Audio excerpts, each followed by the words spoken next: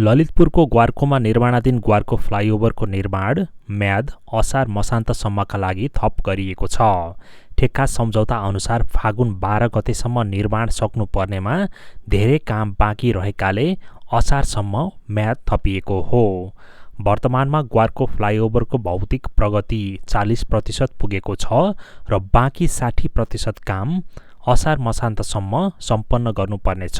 यसो भन्नुभएको छ सडक विभाग मातहतको गुणस्तर अनुसन्धान तथा विकास केन्द्रका निर्देशक नरेशमान साक्यले। निर्माण कम्पनीले भने 7.5 करोड रुपियाँ क्षतिपूर्तिसहित 6 महिना म्याद थप गर्न माग गरेको थियो। गुणस्तर विभागले भने क्षतिपूर्ति नदिने गरी म्याद थपेको हो। निर्माण कम्पनीले स्वीकृत डिजाइनमा भन्दा ग्राउन्ड लेभल अर्थात् बेसको बनावट फरक आएकाले अतिरिक्त काम गर्नुपर्ने अवस्था भएको भन्दै 7.5 करोड रुपियाँ क्षतिपूर्ति माग गरेको थियो।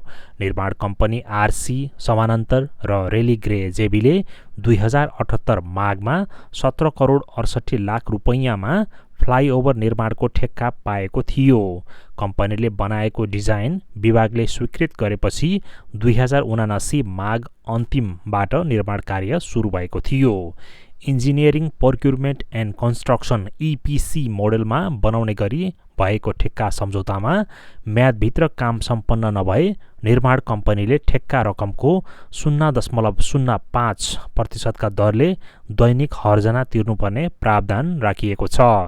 बढ्दो सवारी साधनको चापले काठमाडौँ उपत्यकाका प्रमुख चोकहरू अस्तव्यस्त भएको सन्दर्भमा फ्लाइओभरको सहायताले नै धेरै हदसम्म भए पनि समस्याको समाधान गर्ने एउटा माध्यम हो।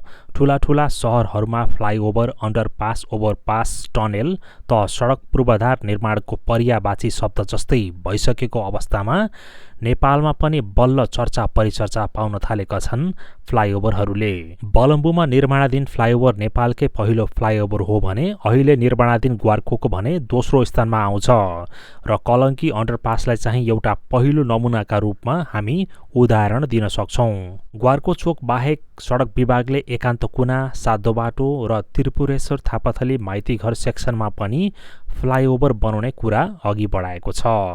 काठमाडौँ उपत्यकाको चक्रपथको ट्राफिक चापलाई व्यवस्थापन गर्न सरकारले फ्लाइओभर निर्माण अघि बढाएको हो।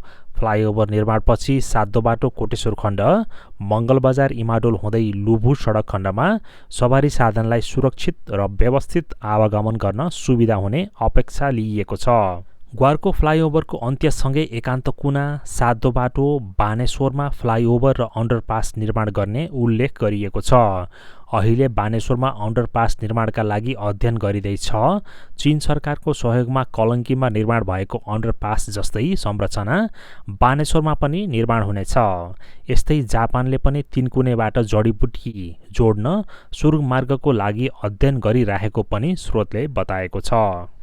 काठमाडौँमा अति व्यस्त सडकहरूमा यसरी फ्लाइओभरहरू निर्माण अति आवश्यक भइसकेको छ र यस्ता व्यस्त सडकहरूको पहिचान गरी फ्लाइओभर, अन्डरपास, ओभरपास वा टनेलहरू बनाउन सरकारले ध्यान केन्द्रित गर्न जरुरी छ भन्दै भविष्यमा हुने ग्वार्को फ्लाइओभरको नयाँ अपडेटहरू हजुरहरू सामु ल्याउने प्रतिबद्धता व्यक्त गर्दै साथसाथै यस्तै देश विकास सम्बन्धी भिडियो सामग्री ल्याउने तपाईँ हाम्रै देश नेपाल च्यानललाई सब्स्क्राइब गरी नजिकैको बेल आइकन पनि थिच्न हामी हार्दिक अनुरोध गर्न चाहन्छौँ। धन्यवाद अनि जय नेपाल।